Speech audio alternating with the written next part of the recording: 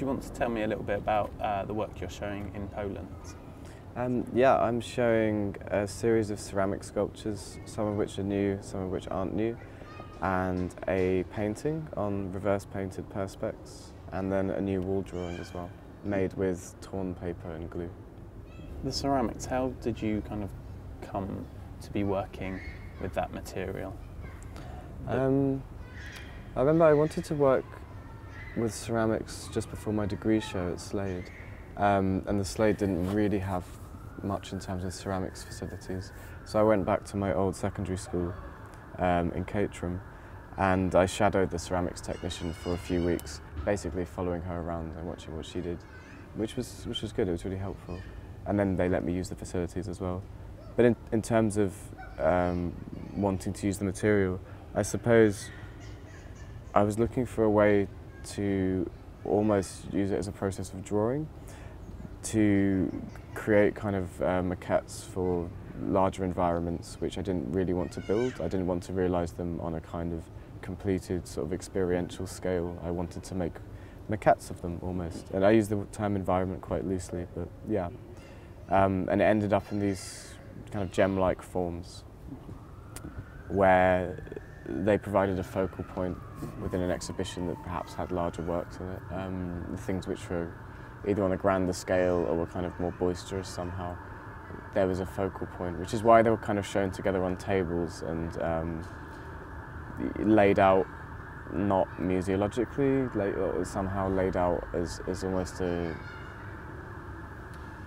kind of quick collection of things, like the result of a day's work, which they are they're kind of the result of a certain period always, because I always make them in batches. I never be working on one ceramic at the one time, just because of the way the studio process works. I have a big interest in vernacular ceramics and vernacular sculpture, but especially from schools, where it kind of, when you talk about outsider art, kind of usually talking about adults. I'm interested in teenagers who, for a kind of ulterior motive, are in an art class. Either they failed all the other subjects, you end up doing art, or they're kind of taking it thinking they're being canny as like a DOS subject. And I think this leads to really good sculpture, because you're in this bizarre position where you're forced to make art. Quite often, you know, they look like they could be folk scenes or myths being depicted, and these might be kind of, you know, exact myths that are kind of referenced by some wording on the sculpture, or they might be just more general or something, like you can kind of just perceive them. Are you interested in folk culture, and where did that come from? Yeah, I'm a big collector of folk music.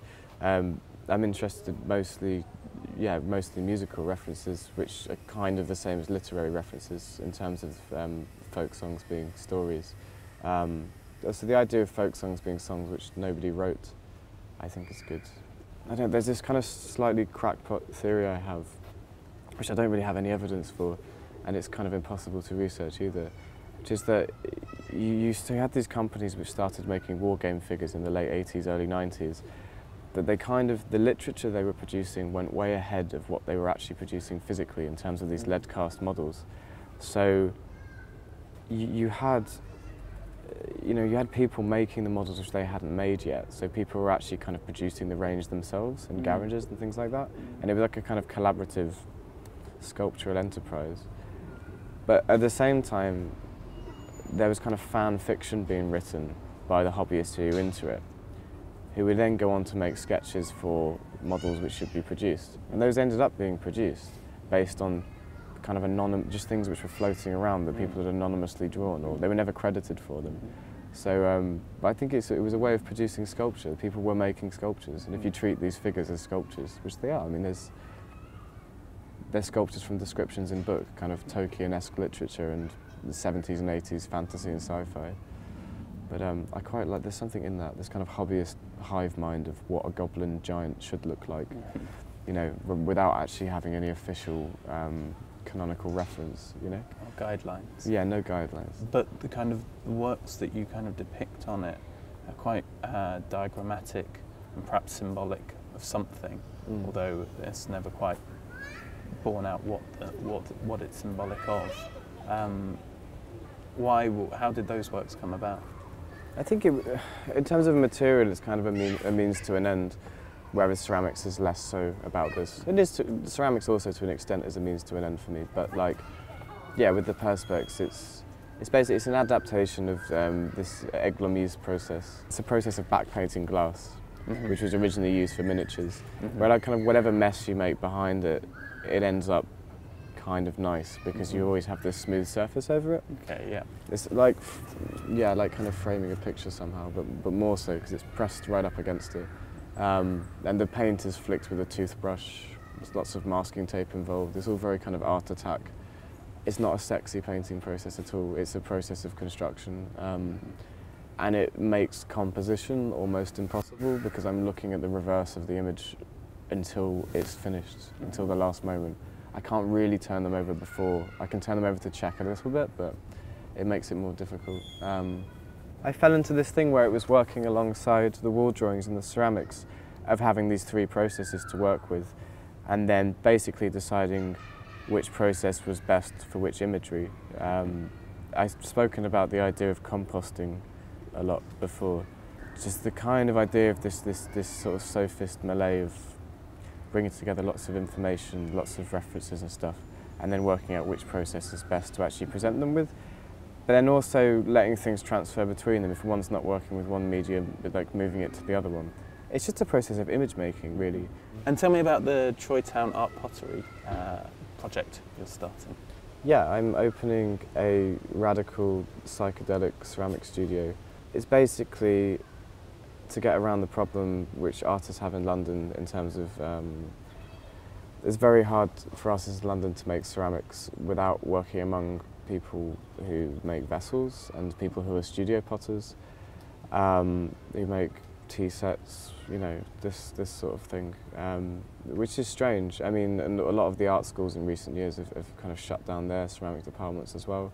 And I'd like to kind of show that it's a very, very versatile sculptural material, which once you have the equipment, once you have the workshop, it's actually very easy and cheap to produce. And it doesn't have to look like ceramics either. I mean, my work, I'll use the facilities, obviously, but my work was kind of not associated with it as a program because the pottery is a piece of work in itself. Yeah, and I'll be taking applications for 5 artists at a time to use it, very simple applications. I suppose, yeah, I sort of have an end game with it in a sense, which is kind of unfeasible, which is to make ceramics boring, kind of, or like to go demystify the material, but actually go further and kind of debase it somehow. And I have this problem with ceramics where, like, if you walked into an exhibition and you saw like a bronze sculpture that someone has done, you wouldn't go, oh, it's bronze. That's interesting. The process of bronze casting is interesting, and the process of bronze patination is interesting, which it is.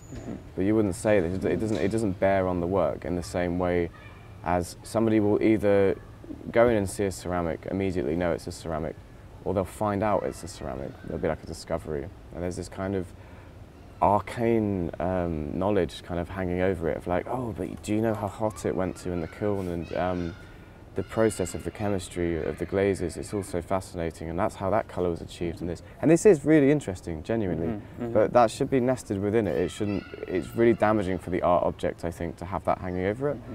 I don't think this is a feasible thing to try and attempt to do, but I have to have some kind of manifesto, which is to not democratise it, but just to make it a bit boring, to kind of take away this thing and make people treat it as what I think should be a natural corollary to paint in a sculptural sense. It just doesn't have to look like ceramics, and sometimes it really doesn't, but you're still talking about it in terms of this yeah, stigmatised material or something, you know. The pottery is going to be kind of highly aestheticised to be a kind of piece of work. We're going to have a tank of axolotls as well, which I'm quite excited about. Things like this. And it'll be a platform for other ephemera. Why the axolotls?